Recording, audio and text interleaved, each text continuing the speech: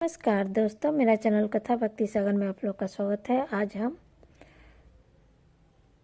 करवा चौथ व्रत की कथा सुनेंगे।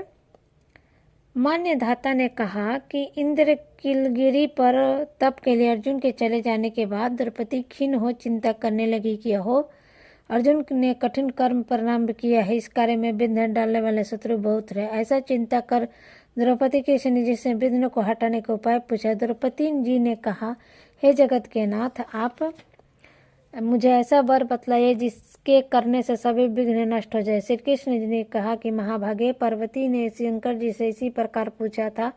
तब शंकर जी ने पार्वती जी से जो कहा था सो हे बरा है, मैं उसी करक चतुर्थी व्रत नामक व्रत में कहता हूँ, सुनो, जो सब प्रकार के विघ्नों को हरण करने वाला है। पार्वती जी ने कहा, हे भगवान, वह करक चतुर्थी किस प्रकार का व्रत है तथा उसका विधान क्या है और पहले किसने किया है? शंकर जी बोले, हे पार्वती, रत्न विभूति 4 दिवासीय से घिरे स्वर्ण तथा चांदी के भावनाओं से भरे विद्वान पुरुषों से सुशोभित, लोगों को वश में करने वाले दिव्य स्त्रियों से शोभायान, जहाँ वेद ध्वनि हो रही है, ऐसे स्वर्ग से भी मनमोहक परम रमणीक शुक्र प्रस्थान में एक वेद शर्मा नामक ज्ञानी ब्राह्मण रहता था। उसकी पत्नी का नाम लीलावती था।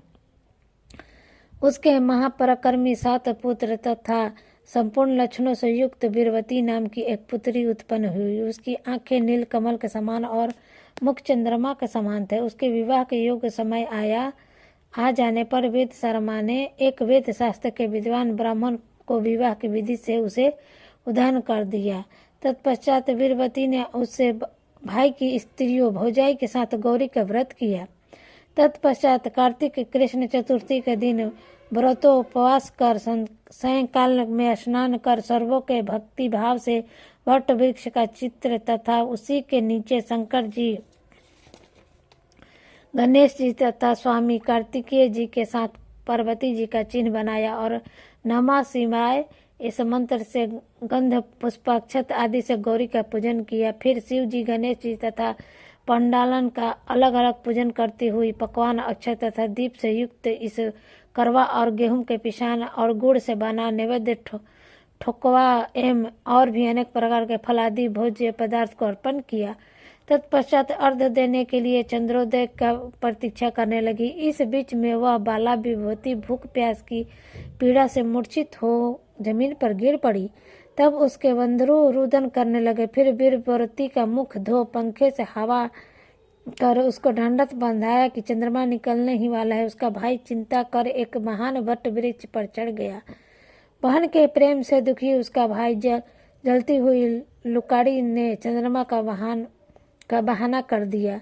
तब वह उसे चंद्रमा का उदय जान दुख को त्याग विधान से अग्र देकर भोजन किया। इस प्रकार व्रत के दूषित होने के कारण उसका पति मर गया। तब वीरवती अपने पति को मारा देख पुनः शिव जी का पूजन किया। 1 वर्ष तक निराहार व्रत किया। व्रत के समाप्त होने पर करक चतुर्थी का व्रत फिर भौजाई ने किया और पूर्वोत्तर विधान से वीरवती ने भी व्रत किया। तब उसी दिन देव कन्याओं के साथ इंद्रवाणी वहां करक चतुर्थी का व्रत करने के लिए स्वर्गलोक से आई और वह स्वयं वीरवती के पास चली गई और मानुषी वीरवती से इंद्रावणी ने सब बातें पूछी। तब विनय पूर्वक वीरवती ने कहा, अब मैं करक चतुर्थी का व्रत कर अपने पति के घर आई तो मेरा पति मर गया। हमें ज्ञात नहीं कि मेरे किस कर्म का फल मिला।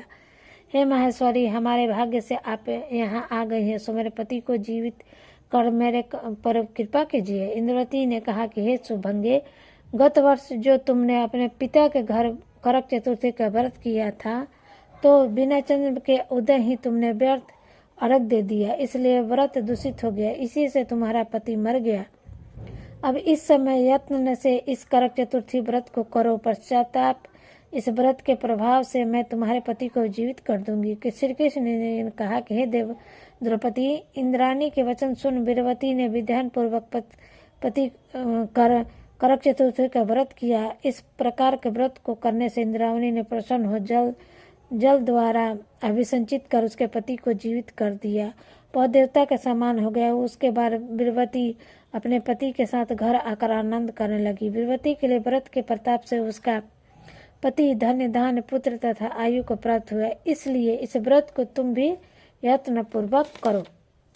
सूत जी ने कहा, हे ऋषियों, इस प्रकार कृष्ण के वचन सुनकर द्रौपदी ने इस व्रत को किया, जिसके प्रभाव से संग्राम में कौरवा को जीतकर पांडवों ने अतुल्य राज्य को प्राप्त किया, जिससे उसका दुख जाता रहा। जो सौभाग्य स्त्री इस करक चतुर्थी का व्रत कर सायंकाल पूर्वोत्तर विधान से पूजा करेगी, वे पुत्र धन धान्य अतुल्य यश को पावेगी। करक इस मंत्र को पढ़कर दुग्ध अथवा जल से पूर्ण कलश में पंचरत्न डालकर ब्राह्मण को दे और कहे कि हे गणेश जी, इस करक दान से मेरे पति बहु काल तक जीवित रहे, मेरा सौभाग्य सदा बना रहे। सुहागिनी स्त्रियों को भी दे और उसे भी करवाए। इस प्रकार के व्रत को सौभाग्य की इच्छा वाली जो स्त्री करेगी, वह सौभाग्य पुत्र तथा लक्ष्मी को पाएगी।